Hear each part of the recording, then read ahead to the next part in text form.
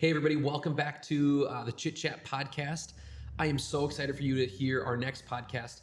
My friend Shannon stopped by and we talked about all things renovation and cool old buildings and how what's actually behind those old buildings and the renovation you do to those old buildings is actually about people and about people who kind of took a chance and took a risk. And Shannon has done so many of those really fun projects. I'm sure that you have seen lots of her projects, and it was just a great conversation talking about all those things that she's up to and some of the future. So excited for you to hear this podcast.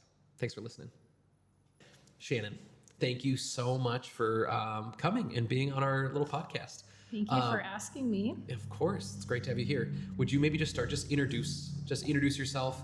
Who are you and what do you do? Sure. So my name is Shannon Wiger. I live in Sartell with my husband Nick and our three kiddos, Jack, Owen, and Anne. And I have lived in central Minnesota since graduating from St. Ben's in 2004. So I've been here quite a while. And I am the Director of Business Development at Moss & Barnett, which is a law firm based in Minneapolis and in St. Cloud. And I've been in the legal industry for about 11 years, with Moss & Barnett for 5. And then I have this whole other life, which is renovating old, ugly, historic buildings. And it really started about 10 years ago and has spiraled and snowballed into just this nonstop addiction to doing these projects that I love very much. Fun. Well, I can't wait to ask you a little bit more about that. As we get going, I'm going to pour us a little cup of coffee, if that's all right. Perfect. Yes, please. Hey. All right. So we're drinking, this is a coffee from Costa Rica. And it's got little like kind of citrusy and raspberry notes. So, are you a black coffee person? Are you a cream coffee person? Are you a cream coffee person? Should But I also like black coffee. But if there's cream around, I'll use it. No. This is perfect. All right. Okay. Well, cheers. Thanks for joining. Okay, so I love the citrusy. It's one of my favorite really little good. things inside of coffee is some of the citrus notes. Okay, so Shannon, I got to know you. I photographed for you guys and That's right. years ago is really how we kind of first met. But then I really got to know you much better when you guys were doing the first National Bank building. And I think that was maybe one of the first times that I knew people could develop buildings. I mean, I have eyeballs and, I saw stuff happening around town. But because of you asking me to come in and photograph the different stages, I photographed it when you guys hadn't done anything yet. Like you had just taken possession of it. Then halfway through I went and photographed it, and then I photographed it when it was done. And so I kind of got this kind of unique little look inside of just a much different kind of development than I had ever seen before.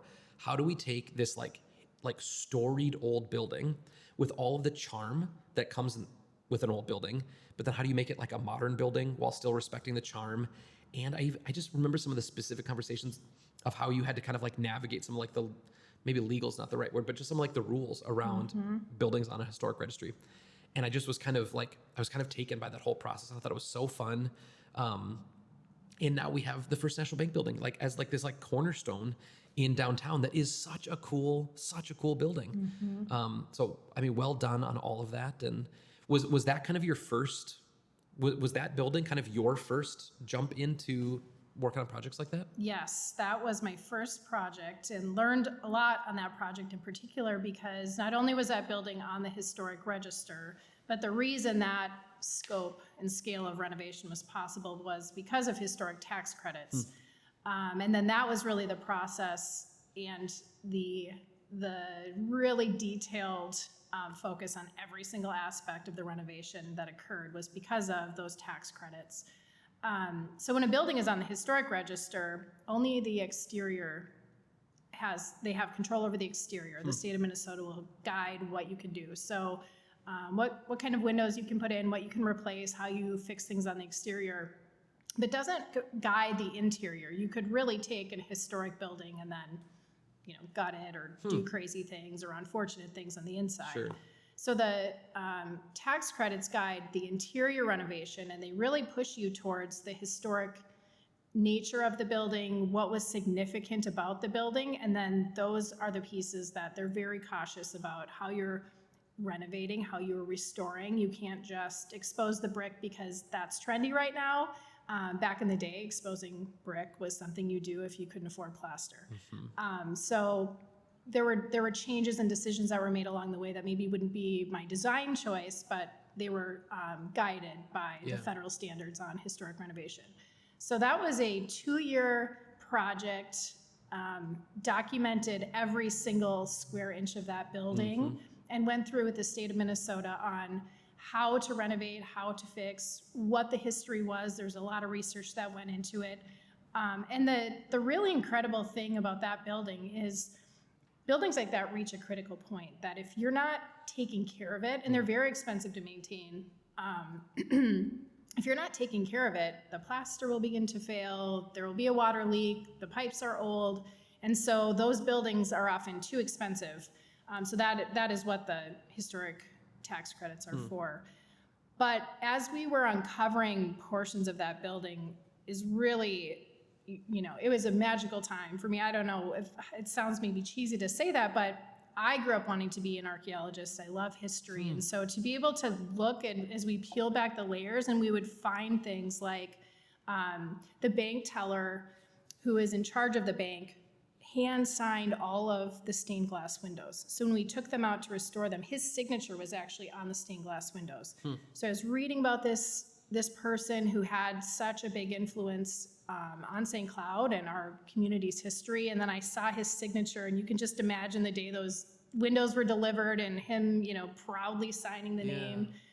And there were, cans of chew that we found in the floor and notes written, measurements on the walls. And so all of those things, you just think about the craftsmanship and pride and detail that went into that building and the deals that happened in that building and the Great Depression and, so much of our history happened. And so for me, that was a really transformative experience that ignited this interest and curiosity and passion for restoring buildings. That's really, really fun. That's really, really cool. And maybe it was because of some of those conversations I had with you or something, but when we did our first big build out, we had to cover up a cinder block wall. And I wrote on one of the cinder blocks, I just took a Sharpie and I just wrote Magno photography and then the year. So I wrote this like little chunk of, and then we covered it. And I thought like someday, this is an old building and 30 years from now, someone will see this and they'll wonder what this was or something. And then like a few years later, we did a renovation and I'm the one that busted through that wall and saw my signature on the wall. And I just remember thinking like, I could have put that, I could have signed it anywhere. And here I am, the one looking at that silly little signature, trying to leave a little message to the next person, maybe even 100 years from now, who knows, of like, what was this space? Giving them an anchor so that they could go and look or whatever. And then it just happened to be me. But okay, so you caught the bug for restoration and maybe even like, I love the archaeology piece of that, of like, of kind of digging and exploring. What are some of the other projects that you've done, and like what are some of the other things that you've done that we could go see? Sure. So most recently, over the past 3 years, I grew up. I went to St. Ben's, and so St. Joe has always had a very special place in my heart. We would visit there when I was younger, and I always have loved St. Joe for obvious reasons. It's so charming. It is so charming. Yeah. And I always say it's like stepping back in time. It's just it's a happy bubble. It feels very small town in all the best ways there. So one day I was playing at the park with my kids, and I saw the building on the corner, which I've always hated and thought was so ugly, and it was just annoying to me that it just seemed to get uglier and uglier. Yeah. Like just bad decision would be followed by another bad decision. It was just really bad. And I had heard that potentially that was going to become a parking lot. I had just heard all these rumors, and I thought, well, that would be really unfortunate because I know that under all of this was a very old building. And I knew it could be fixed up. And it's right on the corner of College in Minnesota, in the heart of St. Joe. So I was playing with my kids and saw the woman who is currently leasing that space, a boutique owner, she put a going out of business sale. sign up. So I walked over, introduced myself, and asked her if she owned the building, what was the story. And so she said that her business wasn't working there, she didn't own the building, but if I knew anyone interested in leasing, I should call the owner of the building and let him know, because she wanted to be out of her lease. So I immediately called, and was not interested in selling the building. And I said, well, I've done a few of these projects. I could tell he really loved the building and cared about it. It was more than just owning this building. He felt some sense of ownership for it and its future. So I said, well, just think about it. I've done some of these projects if you want to chat more. And then I was a little bit relentless, and a couple days later, we agreed that he would sell me the building. That's great. And so that was really the beginning of, now I think, 8 projects that I've completed in St. Joe. So that was a really neat project for me, because it was the first project that I really did on my own, and found the tenants and pulled together, and it was in a place that I love very much, right in the corner of this little town that I loved. And the building was very old, much older than I thought. It was built in 1878. And the neat thing about it was there was a lot of history on this building. And so immediately I put up this picture of the original building in 1878 in the window, and I said, the story of this building, here's what I know. And I put this timeline with all the gaps in it that I didn't know. So I knew, this was here and this year and this was here. And I had people coming out of the woodwork. To tell you about it. To tell me about the story. Oh, my grandma used to get ice cream here. My dad got his hair cut upstairs. And so when I would be working there at night, painting or, cleaning up, I would have to lock the doors because I wouldn't get anything done because so many people were coming in. If I just had 1 hour, I said, okay, I just have to lock the doors, because otherwise it's just this constant stream of people. In the best way. But so that project's great. I'm very proud of how it turned out. It's gorgeous. I work with a brick mason named Stan Thomas, who does brick masonry for Fortney Hospitality Group. They have Brothers and Bar Louie's, and they like to be in historic buildings. So Stan travels with them all over the country and does brickwork. And I've been lucky enough to have Stan work on my buildings. So for that particular building, Stan took all of the brick off the side that originally had been from the front facade and rebuilt brick by brick according to the picture that I had found from the 1870s. So that building was a complete transformation.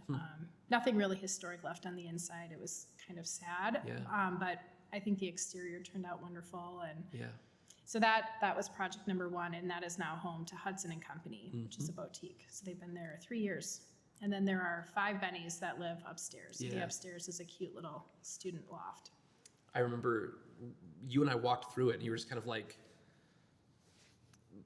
just sharing your vision for it. And I remember thinking, especially on the main level, just like, there's so much work. There's so much work to do. The floor, like the floors were uneven, just all of like the supports and all that stuff that you had to do. And it was so incredible to kind of watch it come together. And then walking through, even in the upstairs, how unique, and I don't know, it's a really, really fun project. And isn't that kind of interesting though? Like how, it's a little surprising, or like, what a fun surprise that all these people came out of the woodwork. And then it's also like, it's not surprising stuff like this kind of restoration. There's something about that kind of thing, about like, kind of preserving and honoring and respecting these places that like were important to our people. There's something about that thing that I think really strikes a chord with people. And what a cool thing that you get to be a part of, for this side hustle or whatever this other life that you have, to be a part of that. Yeah, I always think about, these are buildings, right? But someone took a risk back then.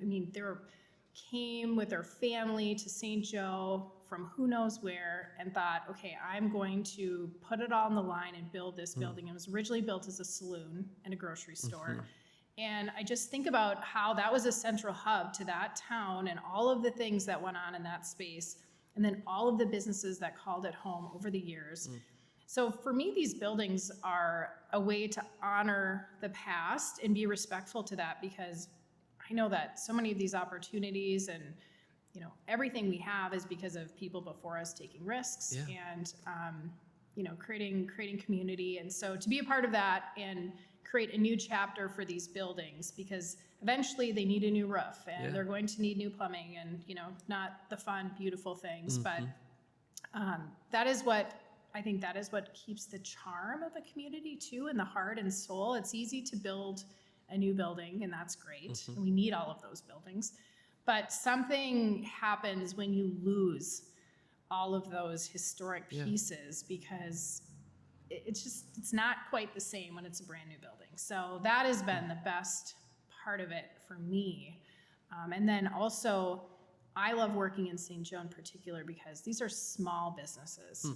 I'm a small business, right? And I get to work with other small business owners, and half the time I feel like I don't know what I'm doing. I've learned a lot, but I definitely don't always know what I'm doing. And it's fun to meet other business owners who are also at the point they're figuring it out.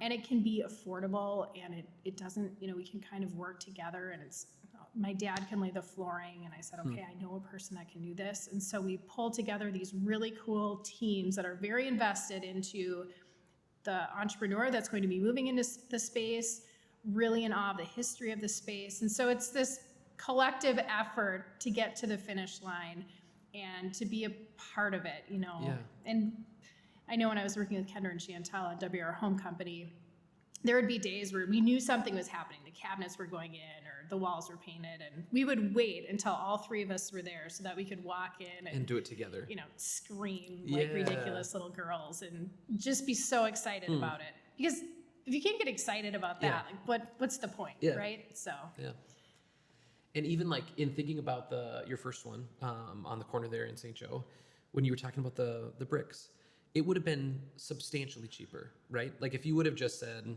forget these old bricks, let's clad it in something modern and new, I'm sure that would have been way more cost effective than the work and the labor of like restoring all of that brick.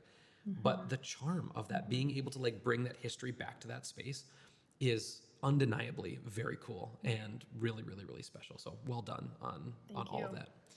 In some of these other buildings that you've done, how do you kind of make some of those decisions on when is the history of this building or like the thing of this building, we're going to preserve that thing, and sometimes it's like it just doesn't work. Like in 2024, we live different lives, our bodies are shaped different, how do you make some of those decisions on like when to forego the historical thing for the modern thing? Do you kind of have a metric or a rubric for how to do that? Sometimes it will be financially impossible to do something, or the engineer will say 100% no. So those decisions are made at times for me. But for example, I'm working on a building in St. Joe right now that was built in the early 1900s, very warehouse-esque. And at some point in the 30s or 40s, there's a fire. And so part of the ceiling has been rebuilt with boxcar wood. You can actually see the ads on the wood ceiling. And then the trusses, every contractor that comes in has never seen trusses like that. They're very unique, just incredible. Like, do not touch those. Those are in a good so way. amazing. In a good way. Never seen that before. Cool. So, and then, you'll bring potential tenants in and they'll say the ceilings are really high. We're worried about noise. Can we bring the ceilings down and maybe do drop ceilings? And then I just cringe a little bit. And think, okay, we'll figure out a solution before we do that. So there are times. And then certainly when we're going through the renovation, people will have different opinions. Some people walk in there and will say, oh, I would paint these ceilings white, or I'd paint them black. I said, oh, that's just the one thing. We cannot paint this 100-year-old beautiful wood ceiling, because once you do that, you can't go back. You can't undo it. So I will often carve out some pieces where these are the untouchable things that we just can't change about the building, because it would really remove the last remaining piece of history. Maybe we can do some sort of a cool drop ceiling over here, but I would still want the lobby to have this visible, it's really historic, and it's a cool piece of American history as well. So those are really the decisions. But if a tenant, has a specific need or is going to be in the space a long time, as long as it's not permanently altering a historic element of the building, then we usually, we figure it always out. work through it. Yeah. That's really, really neat. Okay, so for our next little course, Taylor has here for us. This is an iced latte. I know that you don't like sweeter drinks as much, and so this is there's no sugar in this or anything. This is just a nice iced latte. Yeah. I feel like I'm gonna spill here. Yeah. An iced latte is one of my very It's hard to beat. It's one of my very, very favorite drinks. Okay, so I think one of the things that is like also kind of intriguing to me about some of this like respect of the past thing is how it kind of like references or makes note of the things that are to come. And as you think about, some of these projects, what do you hope the future is for some of these buildings? Do you ever think about like, I wonder what this will look like in 75 years, long after I'm gone and done, and do you ever think about any of that? I do think of that a lot, actually. And so I try to do the best thing for the building in terms of where I'm putting windows. I try to keep things the way they were, like I talked about, because I truly believe that the best design never goes out of style. It really doesn't. Yeah. And then, thinking about the future, I think about, you're really giving these buildings a new chapter, so preparing them for the next 100 years. And I always think it's really sad when I see this dumpy old building, especially the one I'm working on now. You can see it from the highway. It's not on a main corner, but it is on a well-traveled corner that is becoming more and more well-traveled as the development in that town goes that way. And it used to be this place, I hear all these stories, I used to watch baseball games with my grandpa and we'd sit out and we'd do all these things. And now it's just this sad, ugly, depressing eyesore. So when I'm thinking about the future, I think about how exciting it is when I go back by buildings I've gone in the past or worked on in the past and completed, when I see them full of life, full of people are making new memories there. That's really the goal. And yes, I hope they're beautiful and, I love the design part of it. But for me, that is really the most rewarding part. And especially in St. Joe, it's been rewarding to see how it really creates, I don't know if ecosystem is the right word, but everyone is building on everyone else. And I was certainly not the first person there doing anything. There were so many incredible businesses there when I started doing projects there, but everyone really wants everyone else to succeed. And so, the bank is collaborating with the yoga, and then O Bank is serving drinks, and Bad Habits coming in, and then, the local blend is coming in. And it's really, really special to see that happening. And I feel like that is a very old tradition. Yeah. When someone had a house fire, someone had some sort of big, exciting thing, everybody in the town came out to celebrate, or everyone came to show up and help. And so I feel that still happening. And it's really neat to have a front row seat to watching that. That's really fun. And as you think about some of these buildings, they were built and they were risks, right? Like families came from wherever they were coming from and they built these big, these buildings and ran their businesses. As you're thinking about your kids and your family, do you have any thought, like in any of your kiddos, do you think you see any of this? I'm sure that you want them to do whatever they want to do, but like some of this stuff that you've built and been able to be a part of, do you see, is there a possibility that maybe one or some of your kids would jump in and kind of follow you in this kind of restoration process? I hope so. And I hope that they also see that you can be many things. You can do this and you can do that. And then maybe halfway along the way, you decide you also want to do this and this you don't want to do anymore. And so, a career and a life, they all should, your career shouldn't drive your life, right? Your life should drive the things that you eventually call your career. And so that is one thing that I hope they take from this experience, because they are very involved in the process. They help demo, they help clean up, they are in the car and coming in when we have a plumbing issue, they're hauling things with me from Home Depot. So they're doing all those things. I mean, Anne is an expert filler of nail holes. All right. What a fun little thing to like. Yes. have as a part of your childhood, that kind of working hard thing. Yeah, and she will point out colors, and she loves that, and she's really good at it. That's I cool. genuinely ask her, "What do you think, this one or this one?" She's like, "That one." I'm like, "Okay, that's what I thought too. I like that." And then my boys are really interested in the business side of it, the process of it, and they hear me contemplating this tenant or this tenant, and there's a lot to think about. It's a long-term partnership. It's about do this person and I get along well, and what kind of business do they have, and how do they fit in with the other groups that are in St. Joe, for example, and contemplating those things and figuring out how I know if a project will financially work or not. So they are interested in that side of things, and we'll ask questions on that. They think it's exciting to dream. Like, wouldn't it be great if this building had this person in it or this person? So that's fun. So I do hope that they remain a part of it. And right now they are a part of it whether they like it or not. That's right. It's the family business. That's what they're doing. Yeah. Which even that little piece of it is, when those buildings were built, that was the same thing, right? Like, mom and dad were in the shop doing X, Y, and Z, and those kiddos would have been there too. So like, even as you're kind of like restoring some of that history, the fact that your kids are coming along for that, there's even that neat little piece of it that's there too. And I love that we get to do it together. Yeah. Whether or not they fully appreciate that experience right now, I know that forever they'll drive by and think, I did that. Yeah. I did that. That was something that we did as a family, which is really meaningful to me. That's really, really fun.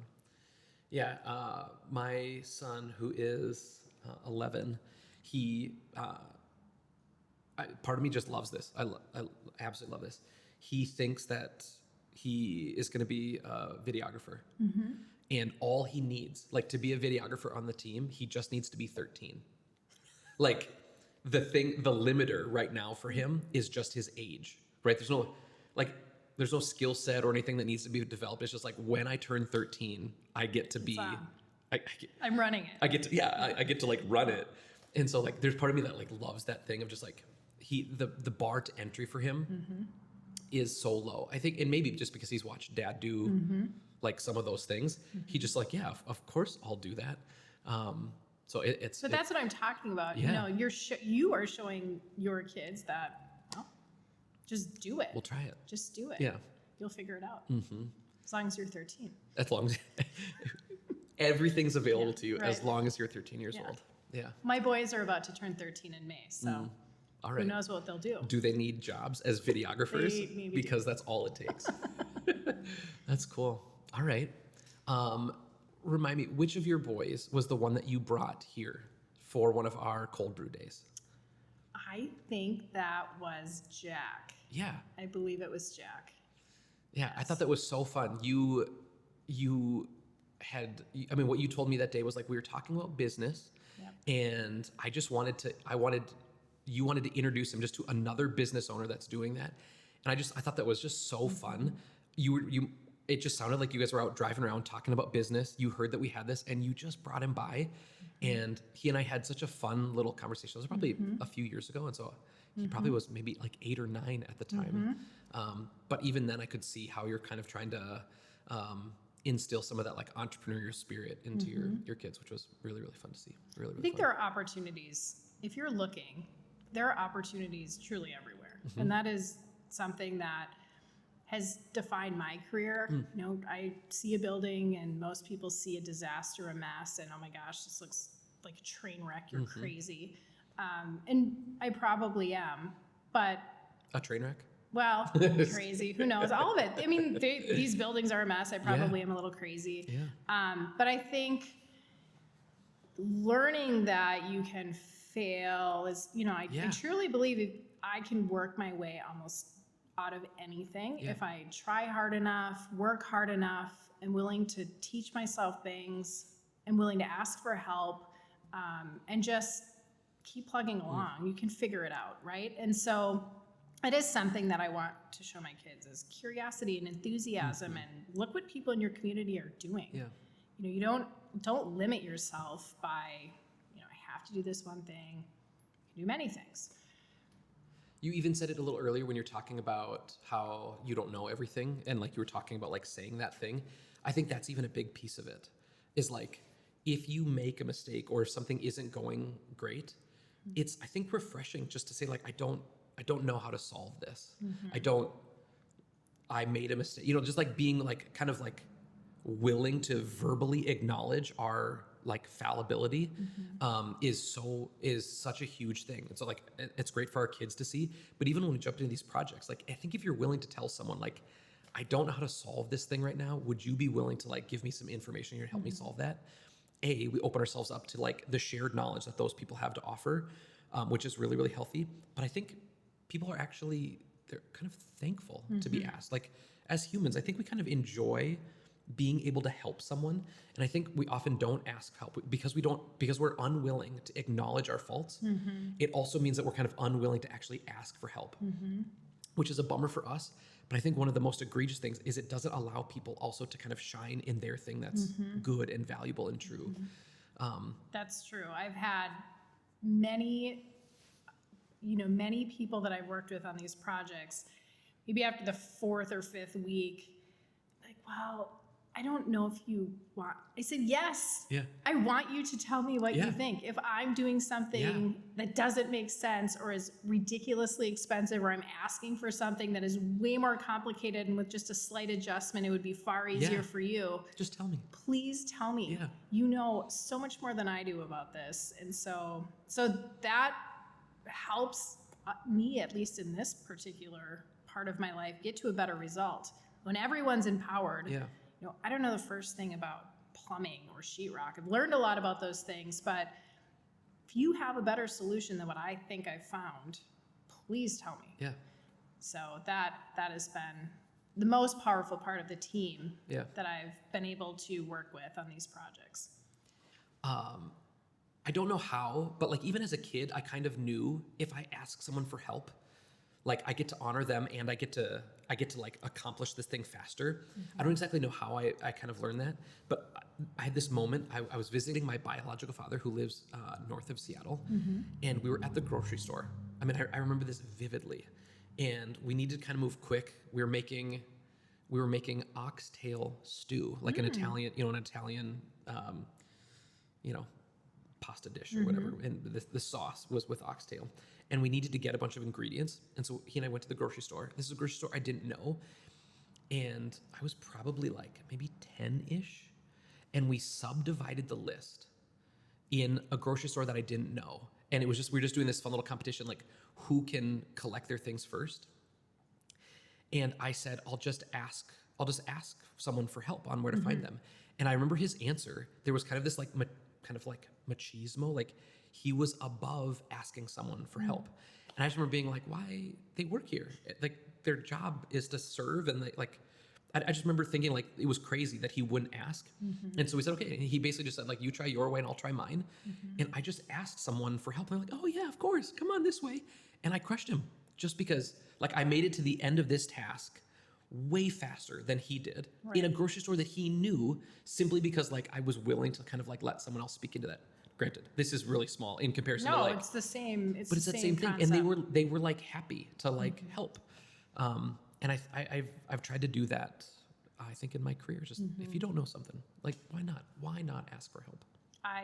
That is probably the biggest piece of advice I give, if I'm ever at St. Ben's and talking to a class, or even to my kids, I say, the power of asking someone to help you or meet with you or mentor you. People love to be asked, especially as you're building your career. You can be the best at something, but if you are unable to connect with the right people or connect with people in general, you are at such a disadvantage, and it is going to take you so much longer to get to where you want to be. And people love to talk about what they're passionate about, what their career was about, all of those things. And so that is really something that I always say and have tried to live in my own life, is asking for help, asking for an introduction.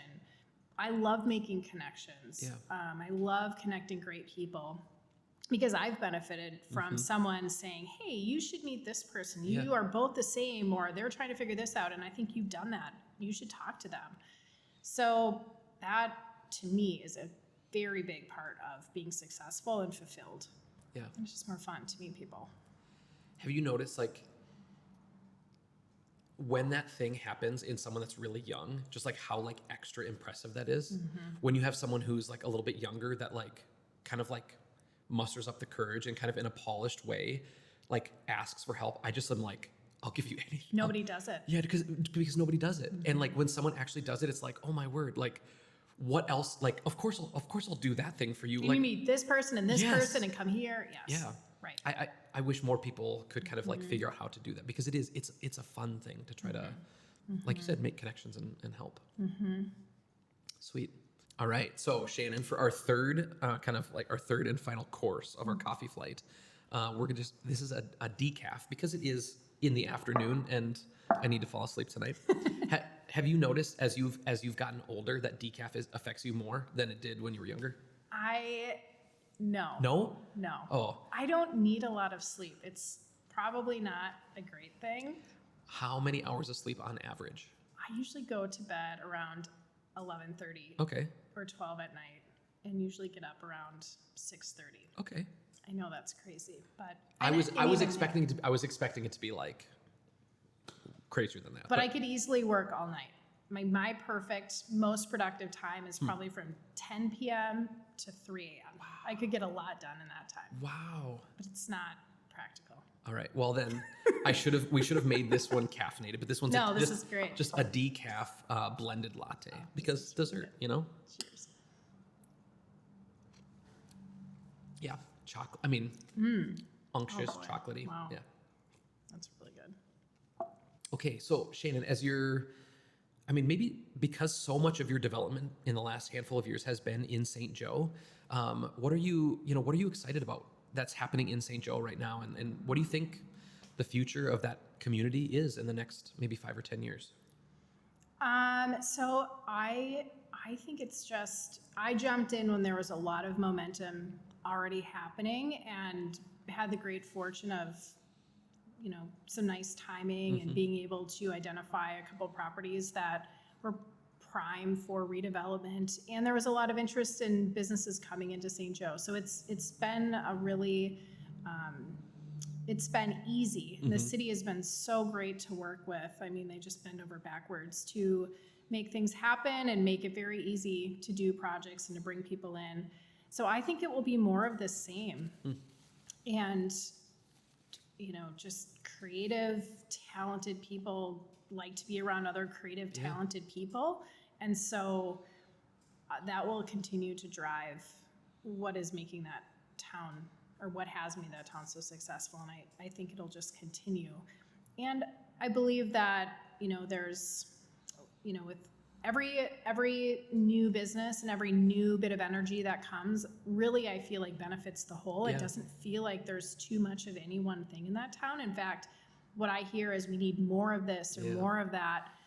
WR Home wanted to bring in white peony because he said people don't come here wanting to just shop at 2 places. They would like to shop at 3 places. And when I see people walking around with bags in town, I don't see them just with one. I see them oftentimes with all 3. Yeah. So that has is to be kind of fun. That is fun. That is fun. Yeah. And I think it will continue to grow. And what's been interesting to me too is the more traditional businesses that, for example, Kensington Bank wanted to be in St. Joe and have a presence there in a non-traditional setting. So they certainly could have gone into a strip mall. There's plenty of spaces around, but they really wanted to be smack in the middle of the community. Have a long history with the colleges, with their founder, and wanted to be in a unique space that lended itself well to being a part of the community, hosting events, giving back. So, just this week, Boston Barnett hosted an event at Kensington where we were talking about business market updates. We had 50 people there, and their space is perfect for those community events. And so I think people are thinking differently, and businesses are thinking differently. So I've seen more of the traditional business community wanting to be a part of that. So I hope that continues to grow too. That's really, really fun. I've noticed, I think, a shift in some of our work as well. Just, I think when I started shooting, there were way more people who wanted like traditional kinds of portraits. And maybe that still exists and we just don't get asked to do it. But at the beginning, it felt like there was more of this like kind of old school mentality of like, if you're in professional services, if you're a banker or you're a lawyer or a CPA or something like that, that just is like a little more traditionally rigid and stodgy, the portraits needed to look a certain way. It had to be this 3/4 turn, little sunburst background, turn with your kind of like half serious, half smiley face, because that's what people needed to see in their banker. And I felt just like this massive shift of like, oh, actually the people that we're engaging with are real human beings. And so we might as well present ourselves, who are real human beings, as real human beings. And, I wonder if some of that stuff that we're kind of experiencing in our kind of end of the professional sector is maybe even showing up in some of that. I mean, the fact that a bank would show up in one of your like unique and beautiful kinds of spaces rather than a more traditional strip mall-y kind of thing where banks often end up. If that's maybe even kind of a bellwether of some of that stuff to come. I wonder if we'll start seeing even more of those professional services shake off a little bit of that like stodgy thing for something that's a little more human, a little bit more emotive, maybe. I think so. And I think that a lot of businesses are, needing to attract employees in different way and create a different work environment, and also understanding the power of collaboration. I've seen banks co-locating with coffee shops and wanting to be next to certain other, people are coming in every day and they may not come to the bank, but they're coming to see you, and then we can help each other out and partner, and we can bring clients to you and you can bring clients to us. So I think that, I hope and believe that that will continue to change for a number of reasons. Yeah. And I think people aren't so serious anymore, which is, it's nice. It is really, really nice. Well, cool. So you're in the middle of a project right now, and not that you even need to say, but like, do you think the next one is picked yet? Do you have an idea of what comes after this one? I always have my eye on a couple of things, but I don't know. Yeah, I mean, the sky's really the limit. And sometimes a project comes about because maybe, I'll be talking to a group on this project, and then that group isn't the right fit, or it's not the right timing for them, or this just doesn't work. And then maybe we'll find the next one. That's really how Kensington came along. Originally, they were going to be in another space, and then that was fine, but I didn't really feel like it was the perfect space for them. And then this other, the way they are now, popped up, and they were like, "Wow, this is rough." I mean, it was really bad.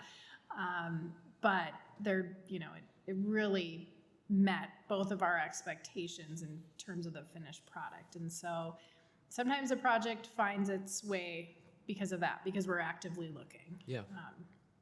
So I don't know, but I always have my eye on a couple of things that I love and dream about. Cool. All right. So Shannon, our last little 2 questions. One is, do you have a favorite gem in the central Minnesota area? And maybe specifically yours could be St. Joe, just because you kind of, you just know that community so well with what you've done. And I think the irony of asking you this is like this aspect of your career is like, you look for gems, like you have been mining these really fun little things. But is there another business or a group or a park or something that you just love in our community that you think everybody needs to know about? Oh,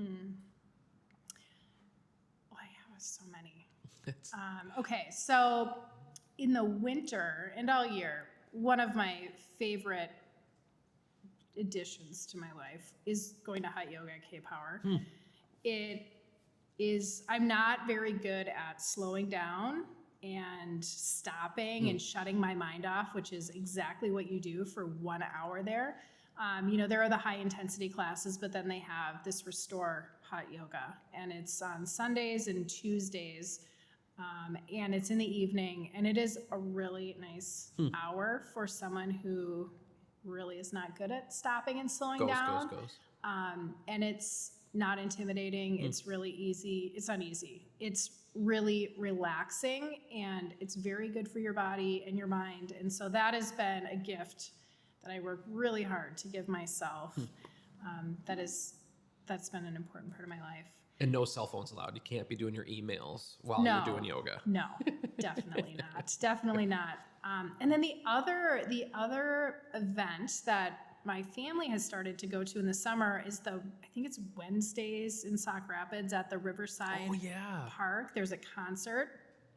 It's really great. Yeah. Not that I'm surprised, but it's so wonderful. Yeah. I mean, they have food and drinks and ice cream and a food truck, and the river is very slow and low there. And so we walk out on the rocks and it's beautiful and the sun is setting and there's a park, and I was blown away the first time I went. And then we really did try and go every single Wednesday that we could.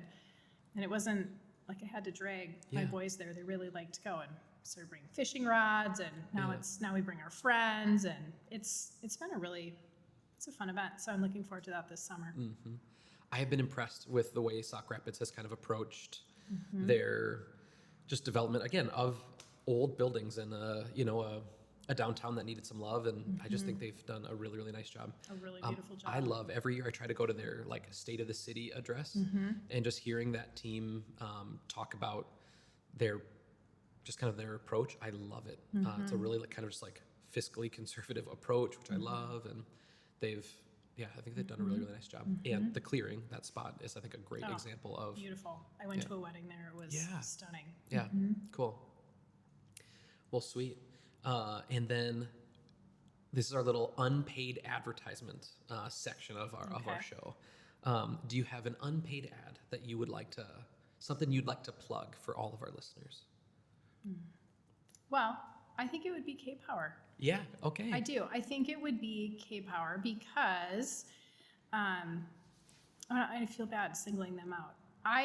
It sounds cheesy because, I have done so much work in St. Joe, but the experience for me and the ability to go and walk around with my daughter, my sons, or my friends, or my husband and have a really nice time out,